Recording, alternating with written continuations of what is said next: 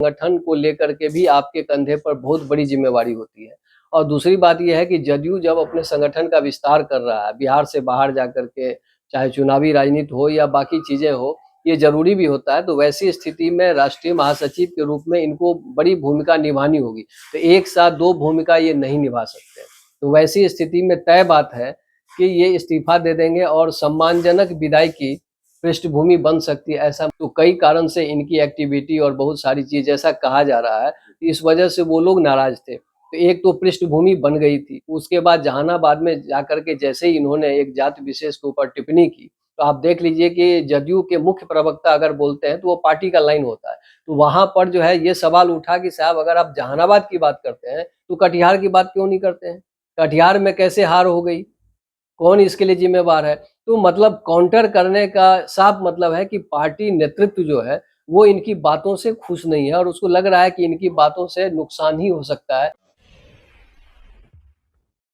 देखिए, ज्यादा संभावना है कि वो इस्तीफा दे देंगे, इसलिए कि दोनों ही भूमिका महत्वपूर्ण है, दोनों ही जिम्मेवारी बड़ी है। एक मंत्री की जिम्मेवारी भी 24 गुने 7 होती है और राष्ट्रीय महासचिव जब आप होते हैं किसी रूलिंग पार्टी के, तो संगठन को लेकर के भी आपके कंधे पर बहुत बड़ी जिम्मेवारी होती है।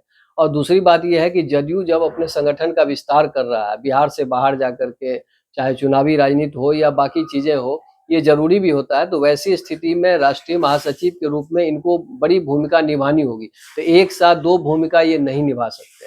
तो वैसी स्थिति में तय बात है कि ये इस्तीफा दे देंगे और सम्मानजनक विदाई की पृष्ठभूमि बन सकती है, ऐसा मुझे लगता है। विजेंद्र यादव की नाराजगी भी भारी पड़ी है या पार्टी के बड़े नेताओं की नाराजगी भी थी अशोक चौधरी से, क्या उसका नुकसान भी अशोक चौधरी को उठाना पड़ा है या ज्यादा नुकसान उस कथित उस ट्वीट का हुआ है जिसके बारे में कहा गया कि इशारा नीतीश कुमार की तरफ था? देखिए, जमीन तो नाराजगी से बनी। इनके खिलाफ जो है, जो एक पूरा ग्रुप है सीनियर लीडरों का, जो मुख्यमंत्री के बेहद करीबी लोग हैं, जो उनके साथ उठते बैठते हैं, विचार विमर्श करते हैं, तो कई कारण से इनकी एक्टिविटी और बहुत सारी चीज ऐसा कहा जा रहा है, इस वजह से वो लोग नाराज थे। तो एक तो पृष्ठभूमि बन गई थी, उसके बाद जहानाबाद में जाकर के जैसे ही इन्होंने एक जाति विशेष के ऊपर टिप्पणी की, तो आप देख लीजिए कि जदयू के मुख्य प्रवक्ता अगर बोलते हैं तो वो पार्टी का लाइन होता है। तो वहां पर जो है ये सवाल उठा कि साहब अगर आप जहानाबाद की बात करते हैं तो कटिहार की बात क्यों नहीं करते हैं? कटिहार में कैसे हार हो गई, कौन इसके लिए जिम्मेवार है?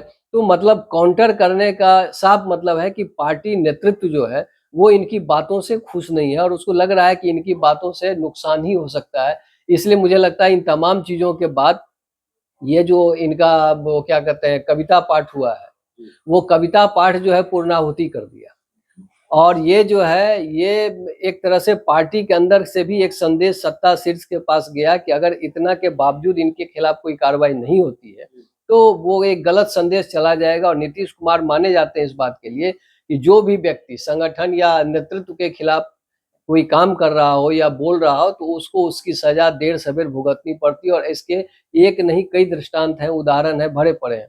तो मुझे लगता है कि यहाँ पर थोड़ा सा तरीका अलग हो सकता है। तरीका ये अलग हो सकता है कि हम चुनावी मोड में, बिहार में विधानसभा का चुनाव होना है और अशोक चौधरी जिस बिरादरी से आते हैं तो एक बड़ा वोट बैंक है जदयू के लिए, नीतीश कुमार उसके बहुत लोकप्रिय नेता है। तो उसके बीच अगर इन पर सीधी कार्रवाई होती तो उसके बीच गलत मैसेज न चला जाए, इसलिए नीतीश कुमार ने उनको संगठन में बड़ी जिम्मेवारी दे दी। दूसरी तरफ क्या है कि जिस जाति विशेष के खिलाफ इन्होंने टिप्पणी की, कल को अगर ये मंत्रिमंडल से इनकी विदाई हो जाती, भले स्वेच्छा से ये स्वयं इस्तीफा दे दें, तो जिसके खिलाफ टिप्पणी की वो भी खुश हो जाएगा कि चलो भाई मेरे खिलाफ टिप्पणी की तो मंत्री की कुर्सी गंवानी पड़ी। तो जदयू का जो चुनाव चिन्ह है तीर छाप, तो नीतीश कुमार ने उस तीर से अचूक निशाना लगा दिया है, दोनों पक्ष खुश हो गया।